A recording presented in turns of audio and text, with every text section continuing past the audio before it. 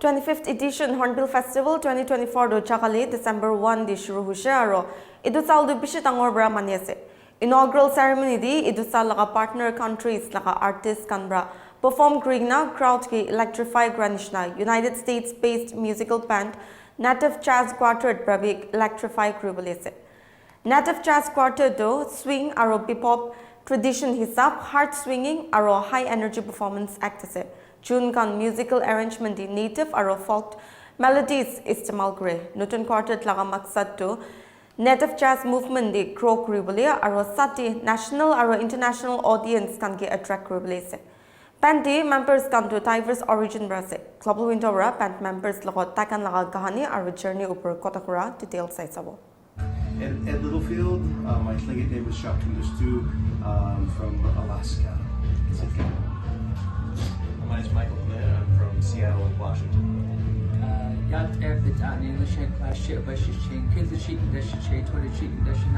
I'm Delbert Anderson, and my first clan is Folded Arms people, the Nat people. My name is Ruel Lubach. I'm from Seattle, Washington, and I'm a first generation. My folks emigrated from the Philippines, settled in the U.S.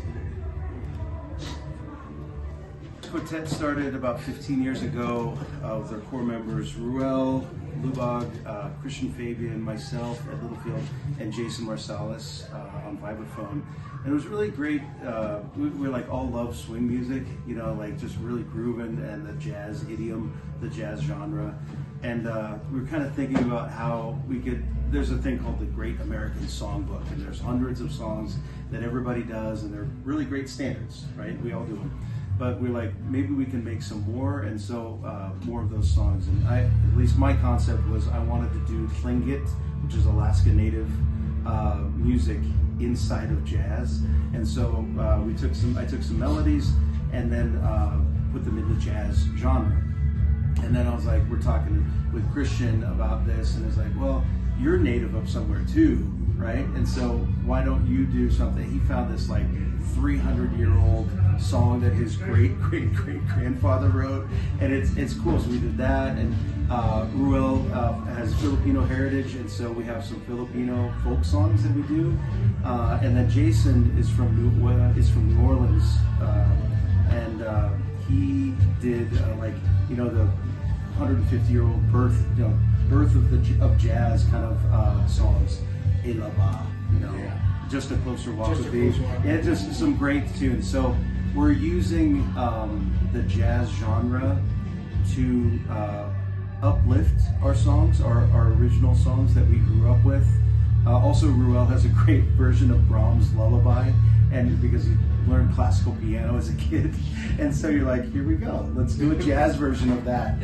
And jazz is so open that we can put things into it without changing the vibe. It's really a great. You can use a lot of different musics. Like any music can be played in jazz, which is very beautiful to me. Very humble here, because he actually one night he was telling us how he came to this, and it was like he had this vision, this dream, and you got you want the dream story. Yeah, because it's important, right? So my culture has a lot of rules on their music. Like we have clan ownership, and so whenever I was playing there, somebody would be like, oh, Ed, you should do one of your clan songs. And I'm like, no, I can't, because we don't change that. We don't do that. But then somebody was like, hey, why don't you use one of those Dleguk, which are children's songs, and they're unowned by any clan. And so I was like, oh, that's interesting. And I went to bed, and I was actually playing a drum in my dream, so something like this. Just playing a drum, going, just singing along, but I was sitting at a drum set. And then I put the drum down, and I started playing this groove and then singing that melody over the top. And with it, I woke up and I said, that's essentially what I have to do. And I wrote our first song. We performed it 3 days later, and 15 years later, we're still playing. But yeah, just something about the, some people talk about dreams being ancestors, and I just realized that was probably somebody saying, you've got this and you've got this, you got to put them together. Okay, so again, this is like the second iteration. Christian and Jason are both still playing and doing great things. But we added Michael on bass because we played other gigs with him. So that's that. I feel like I'm talking a lot. But Ruel and Michael have known each other for 25 years, doing other things. So I've known Michael 8-10 years, off and on. And then Delbert and I are pretty fresh, like 3 years, because Delbert is a jazz musician. And so I was like, let's combine this even more. Let's get another Dene musician. So that's kind of how we're connected. But Yeah, it's And really I didn't know that until we met him. Yeah, so Delbert's from the state of New Mexico, and I lived in New Mexico for 6 years, so we have a lot of musician friends we know. And the jazz world is a very small world, so we all kind of know each other. Even people around the world, everyone knows each other. It's one of the nice things about the music. And jazz is also so malleable, so like open. It's like a framework, but it's open. And so even if we don't play a ton with certain people, like we could bring in another musician, which is I think what we're going to do in a couple days in Kolkata, is to bring in some folk musicians to to work with us. And so I think that's a beautiful thing about the art form. So even if it's like, let's say we get a new member.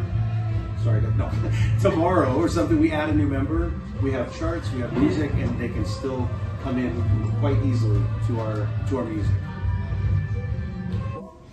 Yeah, I think a lot of sort of the elders where I come from, like traditional elders, they even though they don't know jazz music, when I tell them that I'm coming together with a bunch of people, they say it's more about respect, expression, and like collaboration.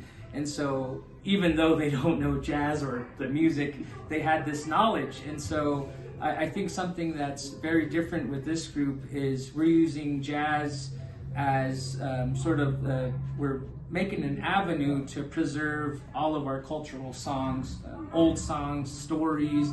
We're putting them in this jazz form, that way people can listen to it. In a way, a lot of the elders say, you're preserving our music by bringing it back and giving it to the audience. Maybe it might be a little different. It might not be the old, ancient way of doing things, but it's we live in a new age and time, and a lot of times, because I kind of have a similar, quartet to this as well, and I had to go to my elders and ask, is it okay to play this song with everyone else? And they describe it as a spinning song. And a spinning song is they said, think of a tornado and how it brings all its environment together, and when it's mixed up, it spits it out, Mm-hmm. And so they said, when you go on this journey, whoever you meet, whatever culture they're from, whatever their stories are, their history, you're gonna bring it together and work it out, and whatever comes out is the new sort of a collaborative story that we're all telling. So and we're all come from different backgrounds, but that's one thing about jazz, and like the elder said, it's a community event that we're doing, and we're bringing in Ed, his personal likings, his culture, Michael's and Rual's and myself, and that's what's going to make us very different from a lot of how the music's going to be sound, or the music sounds basically. I heard something last night. All right, so we have this. It was there we go. Whee! I was like, we do that too. We just go whee, a little lower, but like it was super cool because I was like those call and responses. I was like, that's totally Tlingit, and it's miles. I don't know, 12,000 miles away or whatever, 15,000 miles away from Alaska to here. I think that was a really big thing for me. It's like, the movements are a little different from how we dance and things like that, but I have seen in Alaska, there's 5 major groups of Alaska Native people.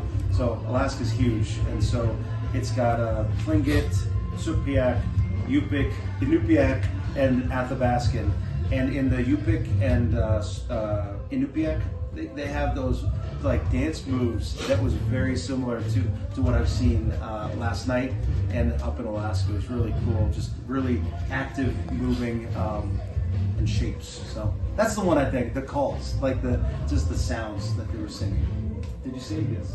Did you see that? I really connected with the melodies. They had two vocalists come in, and they have the similar, like almost like pentatonic scale, but they have the trios, and we do that in our culture because when we're doing chants, we have this swing sort of like,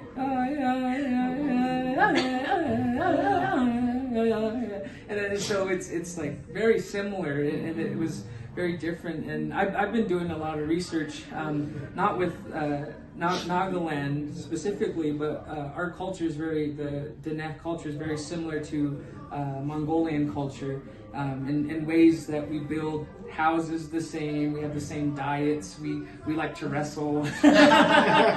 And so I haven't really done much research with Nagaland, but the music, and it's just it looked like it was Elder. We were walking down, we were walking up, and I just kind of seen him, and he said, "Hey, brother," and I was like, "Hey." So I think that there's a connection. I don't know what it is yet, but there's definitely a connection there. 10 years ago, and a couple of the songs that we picked up on the tour, we actually added to our book. It was like, oh, this is a great song, let's add it to our book. So it kind of in memory of the folks that we met in those countries, we've taken a couple there, like if we do it today, We're gonna do it today. Quartet, which is sort of the unofficial national anthem of Ecuador. It means the avocado.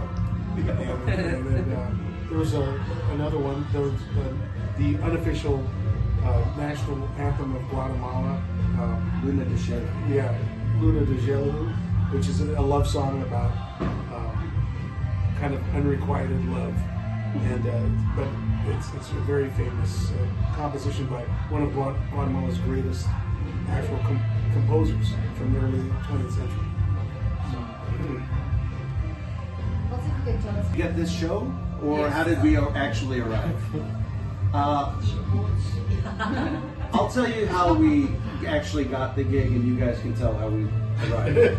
So I got, I've done we've done a handful of embassy tours around the world, which is really amazing. We spent 32 days in Central and South America, just sharing with culture, and like it was just experiencing other music and then sharing our music too.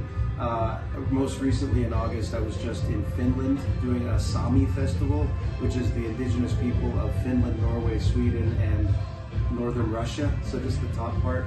And so they gave us a call a few months ago, said, "Are you available?" And I said, "Yes, we are, let's do it." So that's how we got the gig. You guys want to share about how we arrived? All the 2.5 days or 3 days together? It's a long travel to get here from Seattle. It's pretty much the opposite side of the planet. So we were on a plane for over 24 hours, just to get to Kolkata, and then there for a couple days. And We're waking up. Ruel and I got there on time, but our luggage didn't make it. And these two didn't. They missed their flight in Doha. It was delayed. We did not miss our flight. It was delayed. We did not miss our flight. So it was a process getting here, but of course it's all been worth it, and we're so glad to be here now. For in the States or generally? No misconceptions. I just think there's a lot of history of indigenous peoples in the U.S. that doesn't get out there very much. It's like I don't know if people. I don't know. So I don't. The correct answer is I haven't seen anything. But I think we say, "Oh, do you know about our boarding schools?" And a lot of people have said no, right? And that's a major thing. Do you know about the polio and the chickenpox things that happened in the 1400s? When white people came over. So just no misconceptions. Yeah. Just maybe not the full knowledge that of that. I don't know if that answers that question. Well, I think it's different too, like the experience with the first peoples on the East Coast and their interaction with Europeans being far different than with people from Ed's tribe or from Delbert tribe or clan. You know, it's a completely different interaction that happened, like the way that the French interacted with the native peoples in that area of Canada and the northern U.S., and you know how the English interacted with like the 10 tribes, the Iroquois Nation, or Ajasani, which is the actual name of that tribe. Like our friend, we have a friend named Dennis Urey, who's been heavily involved over the last 50 years in doing jazz presentations along with Native American music. And he was involved with some of the great artists like Jim Pepper, great baritone saxophonist, you know, on the East Coast. So jazz actually has had a lot of folks who have an indigenous background, especially back east. So it's kind of unique that Ed's vision and what we're doing, it's, you know, I think it's a lot different than what a lot of guys have had on the East Coast. And I guess I'll say, unless you want to jump in there, I guess I'll say like this whole jazz, indigenous jazz thing didn't start with me. Like it's been going on for years too. Yeah. So, and that's something that I'm really happy with Delbert and his quartet is like he's in this like leading edge, like he is like blazing a trail with his group, and it's just really cool to have these groups join each other to I'm not going to say super group, but like we're all playing music together and opening up people's eyes to the fact that indigenous music and indigenous musicians are out there. Would you say something like that? We're in a really good time right now. Yeah. And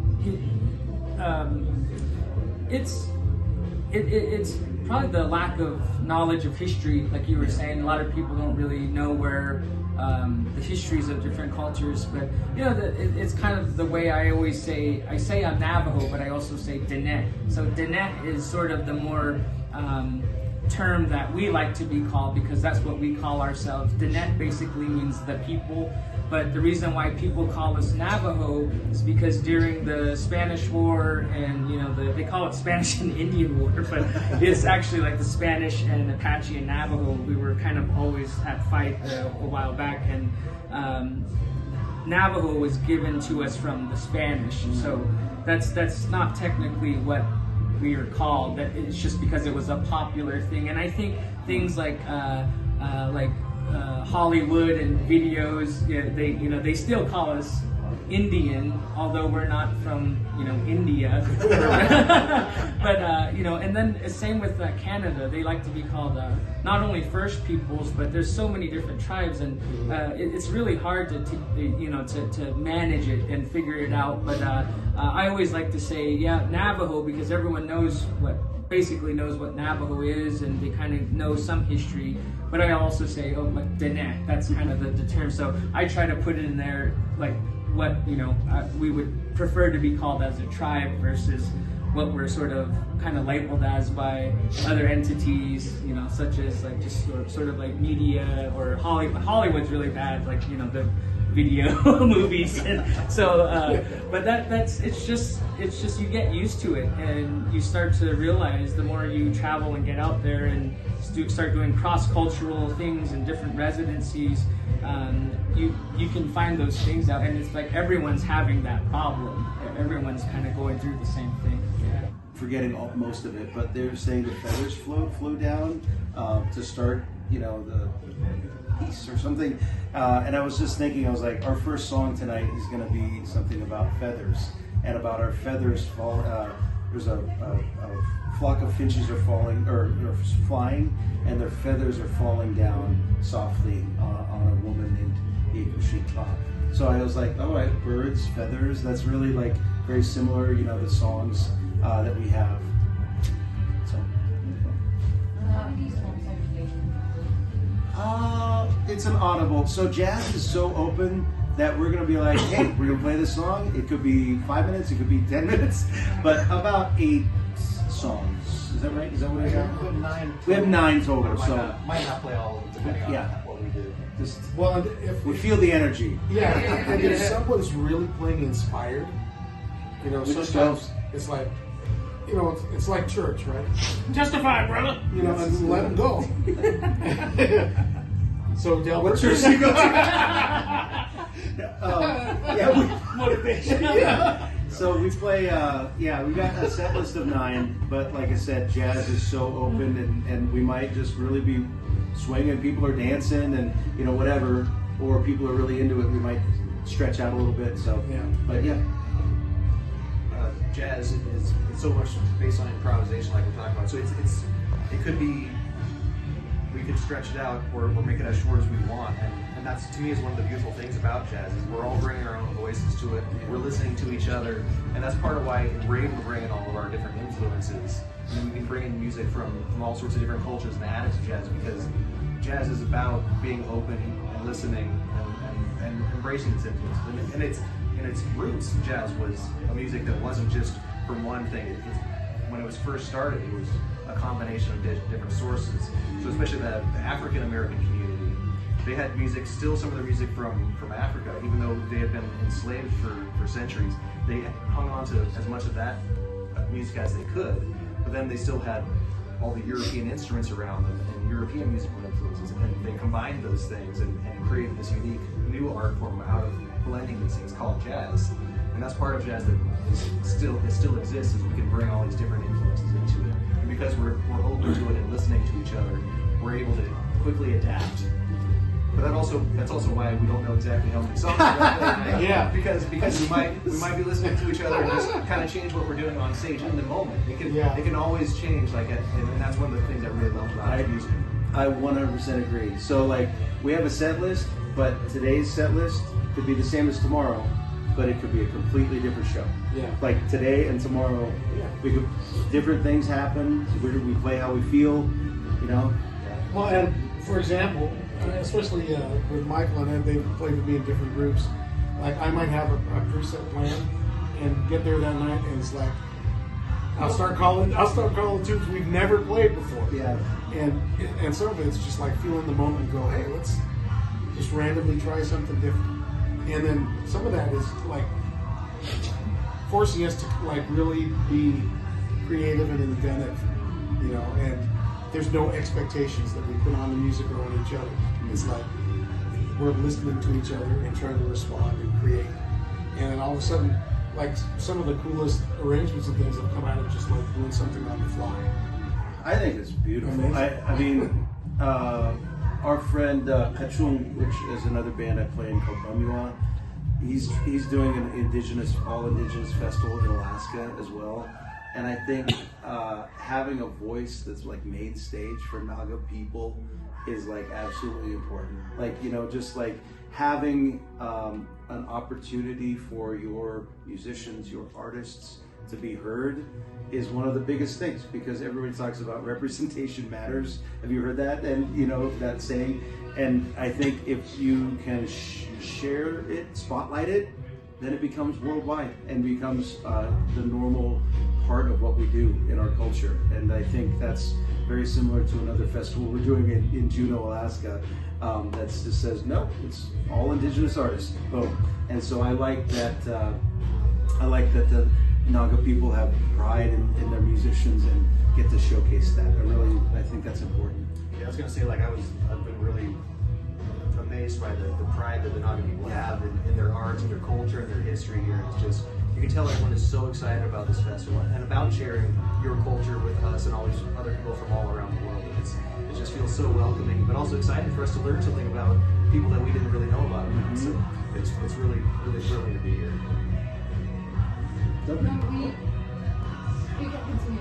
David, do you want to jump in on that last thing about?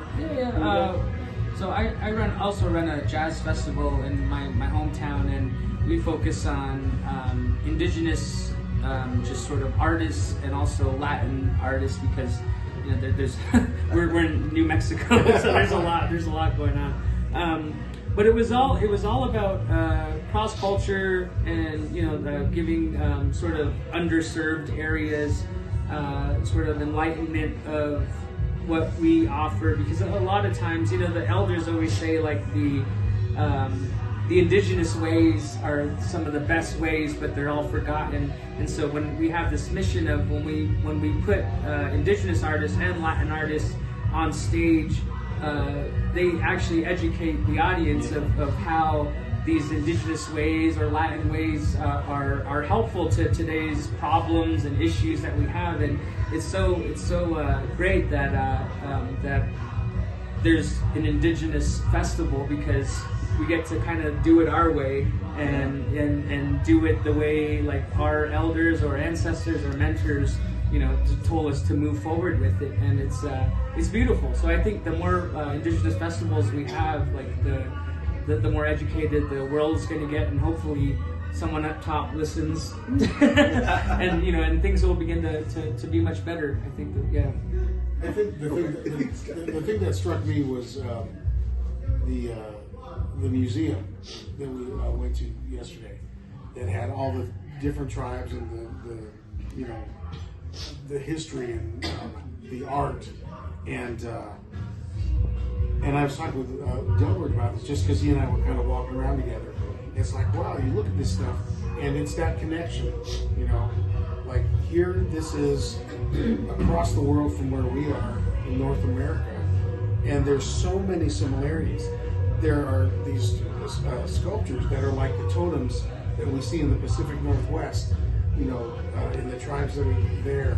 You see the headdresses that are similar to the Plains Indians, like the Apache and the Cherokee would use. The two women that Gilbert was talking about who came in here last night, and the four that were at the airport and at the dinner, the sounds and the phrasing and the rhythm, like how that is so similar to what we hear, where we are from those tribes. So it's like there's way more that connects everybody across the world if we actually take a minute to just look, and then go, hey, guess what? I guess people are kind of the same all over the world, and I think that takes it a long way towards not just understanding other cultures, but in terms of being a human being. It's like we're all kind of trying to do the same thing. We're all trying to live together and, make wherever we are better for ourselves, our families, those around us. And, that's how we all move forward, I think, too. And by looking back and how much actual culture we actually share that goes back to our ancestors, So. I think for me was, and I forget his name, our cab driver, Ben. Oh,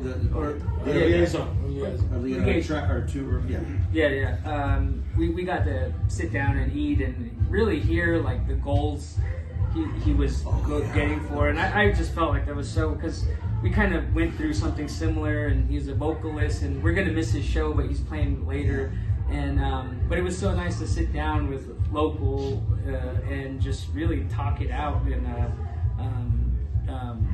very similar. There's something else that goes along with that is, I don't know if it's just because maybe they know we're not from Nagaland, but there's always like some kind of humorous interaction all the time, or at least when I've like talked with just like someone who's working at the soup place or a restaurant, they're always just like, yeah, like kind of smiling, and they're just like, yeah. So there's always that like we always start with humor, and I always that it's a lot like my tribe is like that. So it really reminded me of like home, and just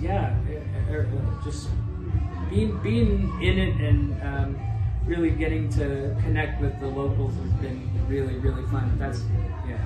So far, it's been great.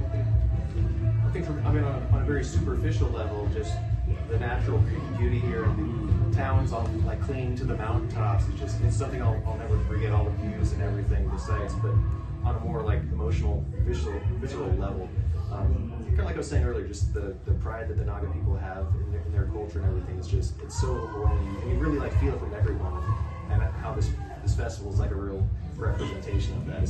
I'll definitely never forget that. Can I bring up my Nagaland coffee cup? No. Okay, so something that I feel strongly about is, thank you. That's super cool. So to see a Naga person on a coffee cup, I know it's kind of weird, but I was just like looking at it, I was like, you've got an Indigenous person on a label, like, and it's respectfully done. And I know that in my hometown and Southeast Alaska, we try to use that culture, the culture in everyday life. And I think sharing that here is amazing, to see that culture alive and being used.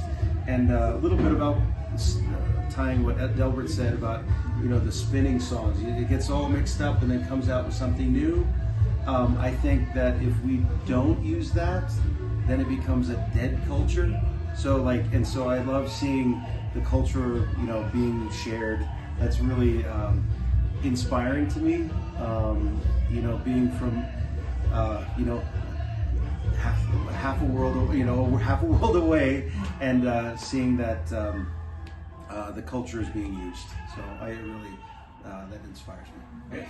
Oh boy, how long do you got? I'll just, I could say a name, but unless you listen to the music, you don't know. So I'm a big fan of Art Blakey and his Jazz Messengers, so that's my influence. But I think one of the cool things about this band, especially when we first started, we've got a song that I wrote that I had one specific song in mind. And if you know jazz, you probably know the song, but it's called Hot Ya Day, and it starts with dum dum dum dum dum dum dum dum. If I just did that, if you're a jazz musician, you'd be like, that's Benny Golson's Killer Joe, right? And so I kind of took those changes to make some of my songs. And so influences, I really like taking changes, not quite contrafacts, but almost taking little motifs off of them. And so that's kind of my thing. I like taking jazz standards, like that songbook, right, that I talked about, and using those chord changes to put my melodies over the top. That's kind of a cool thing about the music for me. If given an opportunity, will your band be willing to collaborate with any of the Naga bands or the traditional? Do you have any plans? Anytime. Yeah. I love the Welsh singer collaborated with the singer last night, and I thought that was beautiful. I think what Ruel said is we're more similar than we are different if we look deeply, and it's just and that's will make this world even better. Just the understanding that we have, we can do things together without sacrificing who we are. Mm-hmm. And I think that's special for anybody, not just Naga. That's the world. It's if we can work together, we can make kind of this a better place. Well, and with jazz, what I found in terms of the best groups and the people that I love to play with, and this group has definitely been one of those, because it's really, we always kind of talk about it, how it's kind of it's a democracy, but it's more than that. It's more a family, and we all have certain roles that we're trying to fulfill, and we're all trying to work together for a common goal. And I think that's probably what's made this the most fun for me over the years, is that, the guys are always wondering, hey, what if we did this? And going out and taking the risk and trying something, we've never tried this, let's try this. It might work, it might not, but we're doing it together. You know what I mean? And we're listening to each other, and we're trying to find ways to make it, musical and fun. Mm-hmm. And to me, I think that's one of the best things about it, is that one of my mentors is a great pianist from Jamaica named Monty Alexander, and he said, "We're in the serious business of having fun." And that's, to me, that is what jazz is about, but especially with this group, like some of the ideas, you know, it's like, hey, let's give it a shot. If it doesn't work, well, it didn't work. But, you know, taking risks is what life is about anyways, right? If you're always playing it safe, you're not really going to go anywhere. You're not going to attain anything. And you always need to take a risk. Like even us being in this room, meeting with you guys. We don't know you, you don't know us, but we're taking a risk because we're trying to connect. You know what I mean? So. Yeah, and I think to that point, you know, one of my elders from where I'm from, they always said there's a lot of power in differences, but a lot of people think like if you both are the same thing, you're stronger. But if you both are the same thing and you run into a situation that you don't know how to get out of, you both fall. whether if you get with someone who knows something different, another person, one might fall, but the other can pick back up or take over. So it's like I guess to make it easier, it's like let's just say I don't know how to change a tire, but Ruel knows how to change a tire. And if we lose a tire, Ruel can get us out. But if we both don't know how to change a tire, then we're stuck. We've got to find someone. So there's power in the like differences, like where we're all coming from. We might be able to reach levels we never could reach because of maybe Michael has an insight that we're not seeing, and so it's nice to see like him go forward, and it's like, wow, I didn't know we could do that, and so it just builds everyone up. And as far as sort of like influences, you know, I have a lot of, you know, trumpet players and everything, and it's really hard for me to choose. But I think I'm more like, as I'm getting older, it's like I'm really valuing a lot of my mentors, and a lot of my mentors, they don't play music. They're more of just like, I guess you could say more like on the philosophy side of things. But I tend to bring that to the music, and it's really shaping, like it's making me play differently, kind of, you know. I mean, I try to really study and do certain things, but also there's a lot of people who study and do those types of things. So it's like my culture is making me different, and the way I'm teaching and learning. So you know, a lot of my mentors, and they're not all from my tribe. I have, like I said, Gargi Shindi from the Indian tribe. Chris Beatty, who's more of, you know, within the university, like teaching things, and so it's all over the place. Yeah. I'm feeling